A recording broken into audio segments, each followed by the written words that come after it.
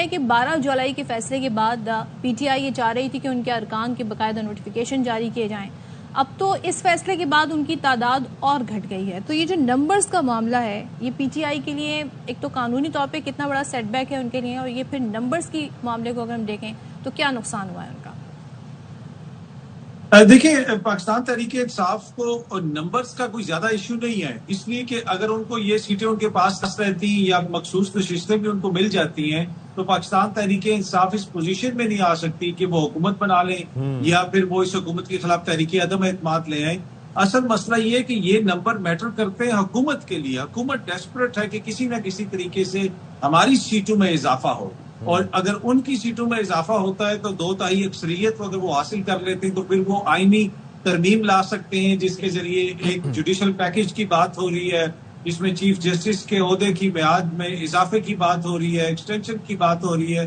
تو یہ set back Tehreek Insaf کے لیے تو ہے ہی ہے, لیکن میرے خیال میں جو حکومت اچیو کرنا چاہتی ہے ایکسٹرا سیٹیں لے کے, ان کے لیے یہ کافی جو ہے نا ایک حوصلہ افزا پیش رفت ہے کل کا جو فیصلہ آیا ہے سپریم کورٹ. اچھا, ویسے ایک چیز ہے اطہر صاحب, شیخ رشید صاحب کافی عرصے بعد نظر آئے ہیں. مطلب ویسے تو مختلف چینلز کی ریٹنگز اور ٹی آر پیز کے لیے بڑے معاون اور مددگار ثابت ہوتے تھے, اکثر ٹی وی پہ باتیں کرتے تھے, پیشگوئیاں کرتے تھے. He is active again. What could be the reason? دیکھیں ستیم, وہ سیاستدان ہیں, انہوں نے اپنے آپ کو تو ریلیونٹ رکھنا ہے, اور یہ کوئی پہلی دفعہ وہ اس طرح کے بیانات نہیں دے رہے. وہ اکثر یہ کہتے ہیں کہ جی حکومت جانے والی ہے, نئی حکومت آنے والی ہے, تو وہ اپنے آپ کو ریلیونٹ رکھنے کے لیے, سیاست میں رکھنے کے لیے, دیکھیں کل اگر وہ یہ بیان نہ دیتے تو آج آپ ان کو ڈسکس نہ کرتے ہو. تو اسی یہ انہوں نے اپنے آپ کو ایک طرح سے ایک دم سے سیاسی سین کے اوپر ریلیونٹ کرنا ہے, تو اس وجہ سے وہ تو اس طرح کی باتیں کرتے ہیں. لیکن بہت سارے پولیٹیشین ہیں جو اب ریلیونٹ نظر آ رہے ہیں. فواد چودھری کی بات کر لیں, دیگر جو کبھی ہمیں علی زیدی صاحب یہ ہمیں دکھائی نہیں دے رہے تھے پچھلے کچھ عرصے میں. سو یہ کچھ ایک تاثر یہ بھی بن رہا تھا کہ دراصل تھوڑے معاملات کہیں نہ کہیں بہتر ہونا شروع ہیں جب ہی یہ لوگ دوبارہ سے ہمیں اسکرین پر یا میڈیا پر یا پولیٹیکل اوپینین دیتے ہوئے نظر آ رہے ہیں. تو کیا اس کا شیخ رشید صاحب کا بھی اس سے کوئی تعلق ہے؟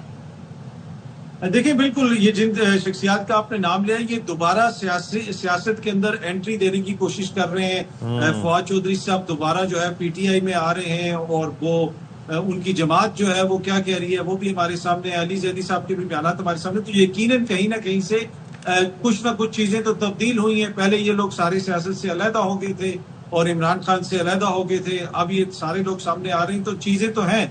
لیکن اصل ایشو وہی ہے کہ جب تک یہ حکومت ہے, جب تک یہ سسٹم چل رہا ہے, عمران خان صاحب جیل میں ہیں, تو وہ جو سیاست ہے وہ اسی قسم کی چلتی رہے گی جس قسم کی اس وقت چل رہی ہے. کہ کنفیوژن ہے ایک تحریک انصاف کے اندر بھی. آپ کو کنفیوژن, ڈو یو تھنک آپ اسلام آباد میں بیٹھے ہیں اطہر, ویسے کنفیوژن تو ہے کیونکہ ایک جانب ہم دیکھتے ہیں کہ یہ اشخاص واپس آتے ہیں اور پھر وہیں اسی تحریک انصاف میں جانے کی خواہش کا اظہار بھی کرتے ہیں اور بانی کے حوالے سے عقیدت و محبت کا اظہار کرتے ہیں.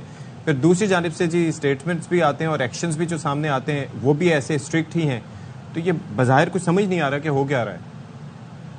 دیکھیں اس وقت تو حکومت کو بھی کچھ سمجھ نہیں آ رہا کہ کیا ہو رہا ہے. جس طریقے سے سارا سسٹم چل رہا ہے کسی کو کچھ نہیں پتا چل رہا کہ